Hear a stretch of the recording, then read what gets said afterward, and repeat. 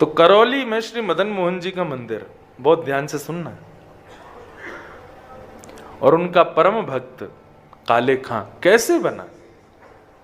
एक विजातीय, एक मुस्लिम समाज में रहने वाला व्यक्ति, जिसके बारे में कल मैं कह रहा था, जिसने कभी सत्संग नहीं किया। हम लोग सत्संग इसलिए करते हैं, संतों का संग इसलिए करते हैं, तीर्थ यात्रा इसलिए करते हैं ताकि ठाकुर जी का सानिध्य हमको मिले। लेकिन इस काले खां ने तो कुछ भी नहीं किया था, और ऐसा सानिध्य मिला मदन मोहन जी का। तो काले खां अपने समुदाय में, मुस्लिम समुदाय में बहुत उसकी मतलब उसको बहुत अच्छा व्यक्ति माना जाता था करौली में। क्यों? हृदय का बड़ा अच्छा था, रोज अपनी नमाज पढ़ता था समय से, और अपना कलमा आदि जो भी वो करते हैं सब करता था। अपने धर्म के प्रति बहुत निष्ठावान, नियम नहीं टूटने देता था अपना। नमाज इतने बजे करनी है तो करनी है, उसको इतने बजे वो कलमा आदि करना है, अपने मस्जिद जाना है, वो जाता ही था समय से। और डाकिया था, पोस्टमैन था, तो डाकघर में काम करता था, और चिट्ठियां जहां जहां की आती थीं उन चिट्ठियों को उन्होंने स्थानों पर वितरित करने जाता था। एक दिन चिट्ठियों के मध्य में एक चिट्ठी थी श्री मदन मोहन जी की।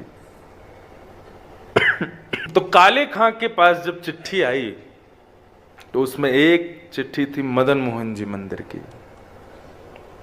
गए, सब जगह वितरण करते हुए, जैसी देखा सीढ़ी चढ़ के ऊपर मदन मोहन जी का मंदिर, तो बोले कि मैं तो डाकिया हूं और ये मेरे नहीं तो हिंदुओं के खुदा हैं, मैं जाने में क्या दिक्कत है। ऊपर चढ़ करके गए और जाकर के जो द्वारपाल था उस द्वारपाल को ही चिट्ठी दे दी उन्होंने, और कहा ये मंदिर की चिट्ठी आई है मदन मोहन जी की, तो जो भी मदन मोहन जी हो उनको दे देना। उसको क्या पता थी मदन मोहन जी साक्षात ठाकुर जी हैं। बोले मदन मोहन जी की चिट्ठी आई है, उनको दे देना। उसने कहा ठीक है। अब वो बाकी की चिट्ठियां अपनी रख रहे थे, इतने में ही द्वारपाल ने दरवाजा खोल के भीतर प्रवेश किया, और यहां चिट्ठी रखते हुए उन्होंने केवल दृष्टि उठा करके उस हल्की सी खुली हुई किवाड़ से भीतर ठाकुर जी के उस त्रिभंग ललित स्वरूप को देख लिया। और जैसे ही वो स्वरूप देखा, एक क्षण के लिए वो स्वरूप दिखा, और इतने में ही दरवाजा बंद कर दिया अंदर से द्वारपाल ने। अब तो ऐसी स्थिति, मनस्थिति काले खां की हो गई। उस सीढ़ियों से ऊपर से नीचे उतरने में 5 बार लड़खड़ा गए, और बार बार पीछे मुड़कर के देखें ये कौन था भीतर। ये ऐसे वंशी हाथ में लिए, त्रिभंग अपने दोनों पैरों को मोड़े हुए, मुकुट टेढ़ा सा धरे हुए, ये स्वरूप किसका है, ये कौन है। अब तो काले खां की ऐसी स्थिति हो गई कि वो नमाज पढ़ने जावे तो उसको ठाकुर जी दिखे, वो मस्जिद में अपने खुदा को वंदन करने जावे तो वहां उसको ठाकुर जी दिखाई दे, अपने घर लौट करके आवे और खिड़की पर बैठे बैठे मदन मोहन जी के मंदिर को ही देखते रहते हैं। वो बोले वो कौन है जो भीतर बैठा है। अब तो ऐसी स्थिति हो गई काले खां की कि अब रहा नहीं जा रहा बिना देखे। 1 दिन, 2 दिन, 3 दिन निकल गए, लेकिन 3 दिन में जब ऐसी स्थिति हो गई कि जैसे बिना श्वास के मानव हो जाता है, बिना जल के हमारा गला हो जाता है, ऐसी उनकी स्थिति हो गई काले खां की।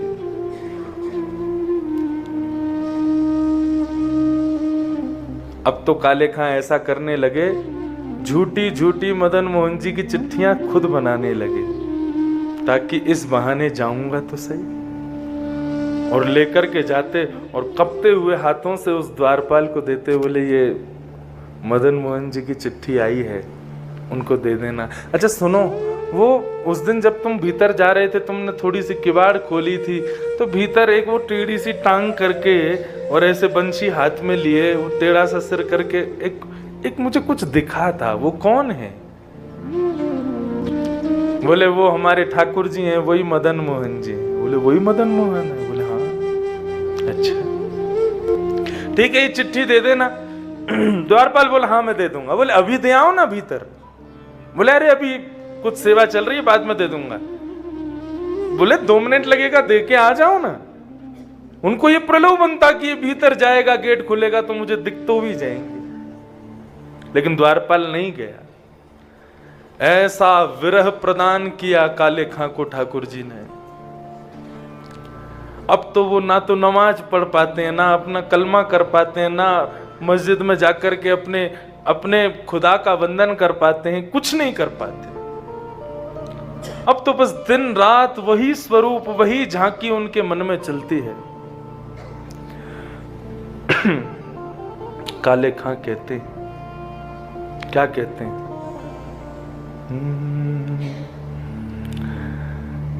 लगन जो लागी नाथ,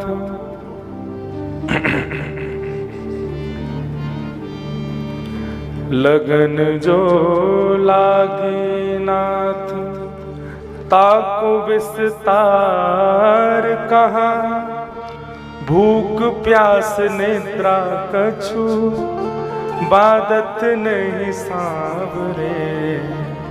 लगन जो लागी नाथ, ताको विस्तार कहाँ, भूख प्यास निद्रा कछु, बादत ने सांवरे। भोजन छोड़ दिया ठाकुर जी की स्मृति में। 1 दिन हो गया भोजन नहीं किया, 2 दिन हो गए भोजन नहीं किया, 3 दिन हो गए। अब तो ना अपने दफ्तर जाते हैं, ना कलमा कुरान करने जाते हैं, केवल अपने घर की खिड़की पर बैठे बैठे श्री मदन मोहन जी के जो सुंदर मंदिर का ऊपर बुर्ज है, केवल उसी का दर्शन करते रहते हैं। मदन मोहन मूर्ति को बेग दर्शावो आप, एक एक क्षण कोटि कल्प समझावरे। हे मदन मोहन जी मुझे दर्शन दो। क्यों? क्योंकि आपके बगैर एक एक क्षण भी मुझे कल्प के समान लग रहा है। मुझे ऐसा लग रहा है कि ना जाने कितना युग बीत रहा है आपके दर्शन के बगैर। ऐसी स्थिति।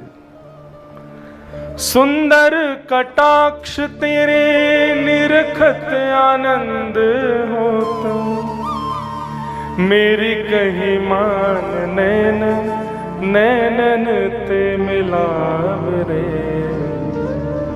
आपके सुंदर स्वरूप, सुंदर कटाक्ष को देख करके मेरो मन उन्हीं में ही अटक गयो है। हे नाथ, मुझे तो ऐसा लगता है मेरे कलमा कुरान और मेरे समुदाय के जो भी नियम हैं उनके पालन का मुझे फल आपके रूप में मिला है। ठाकुर जी का स्मरण करते। रात्रि में जब 3 दिन हो गए तब ठाकुर जी को शयन करा रहे थे गोस्वामी जी, और शयन के समय पर एक बंटा भोग ठाकुर जी के पास रखा जाता है। रात में अगर भूख लगे तो ठाकुर जी उसमें से कुछ पा लेंगे। उस बंटा भोग को रख करके गोस्वामी जी कपाट बंद करके चले गए, और यहाँ बैठे बैठे काले खां, ताज खां बैठ करके ठाकुर जी का सुंदर स्तवन कर रहे थे। इतने में ही एक दिव्य प्रकाश उनके कक्ष में प्रकट हो गया। बिल्कुल मूर्छा की अवस्था में जब आ गए, भूख प्यास से व्याकुल होकर के, तभी एक दिव्य प्रकाश दिखाई दिया, और जैसे तैसे नेत्रों को छुपा करके उन्होंने जैसे ही अपने कक्ष में देखा तो सामने बंटा भोग हाथ में लिए साक्षात श्री मदन मोहन जी खड़े हुए हैं। मदन मोहन जी बैठ गए। अब तो जैसे ही उनका स्वरूप देखें, स्वरूप देख करके आनंदित हो गए, नेत्रों से अश्रुधार बहने लगी। ठाकुर जी अपने कर कमलों से अपना जो बंटा भोग है उसी के भोग का ठाकुर जी उनको रसस्वादन करा रहे हैं, उनको खिला रहे हैं। कितने कृपालु हैं नाथ। एक म्लेच्छ के ऊपर जिसने कभी जप नहीं किया, कोई नियम नहीं किया, कोई तप नहीं किया, कोई साधना नहीं की, किसी भी प्रकार से ठाकुर जी के योग की उसके भीतर एक गुण नहीं है, लेकिन ठाकुर जी उस पर कृपा करने के लिए पहुंच गए। अपने कर कमलों से ठाकुर जी ने उसको भोग खिलाया, और भोग खिलाते ही जैसे ही उसने एक निवाला भीतर लिया, इतने में ही ठाकुर जी वहां से अंतर ध्यान हो गए। अपना दर्शन करा के ठाकुर जी वहां से अंतर ध्यान। रात भर मूर्छावस्था में पड़े रहे। प्रातः काल का जब समय हुआ, गोस्वामियों ने ठाकुर जी को उत्थापन करके जैसे ही सब सामग्री देखी तो वहां पर बंटा भोग नहीं था। पूरे मंदिर में हल्ला मच गया, ठाकुर जी का भोग कहां गया? सोने के पात्र में, सोने के बंटा भोग में ठाकुर जी की प्रसादी रखी जाती है, कौन ले गया? अरे चोरी हो गई, चोरी हो गई। पूरे करौली में हल्ला मच गया। गोस्वामियों ने बड़े बड़े अफसरों को बुलाया, बोले ठाकुर जी का भोग चोरी हो गया। ठाकुर जी भोग चोरी नहीं, भोग जिस पात्र में था सोने का वो चोरी हो गया। इतने में ही सामने से काले खां ऊपर चढ़ करके आने लगे और हाथ में वही बंटा भोग जिसमें ठाकुर जी प्रसादी लेकर के गए वो लेकर के आए। गोस्वामियों ने जैसे ही उनके हाथ में बंटा भोग देखा, तुरंत कहा इसको बंदी बना लो, इसने चोरी की है, म्लेच्छ है, हमारे ठाकुर जी की सामग्री चुराता है।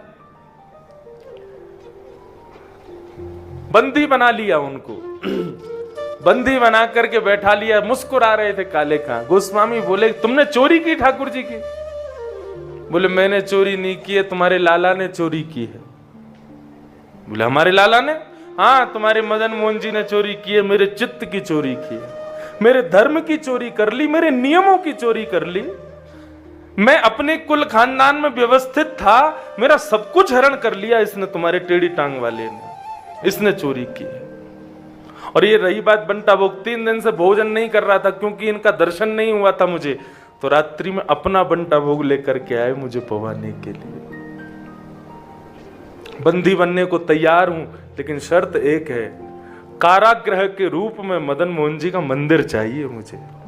यहीं पर बंदी बन के रहूंगा ताकि इनको निहारता रहूं।